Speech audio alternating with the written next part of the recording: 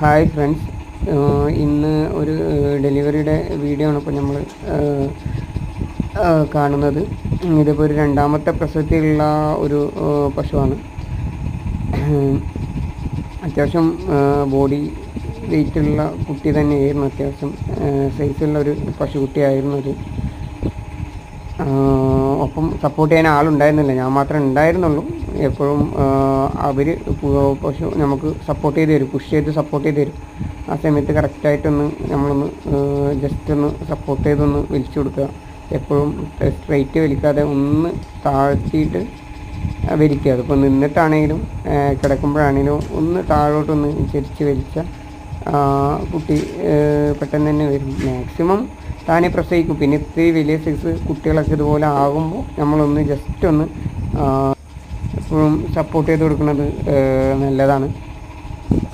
എപ്പോഴും പ്രസവിച്ച് കുട്ടി വെളി വന്ന ഉടനെ തന്നെ അതിൻ്റെ മൂക്കിലെ വായിലൊക്കെ അതിൻ്റെ ജെല്ല് അടഞ്ഞിട്ടുണ്ടാകാം മേ ബി. അപ്പോൾ അത് ഫസ്റ്റ് തന്നെ ആദ്യം അതൊന്ന് ക്ലിയർ ചെയ്ത് വിടുക. അതിൻ്റെ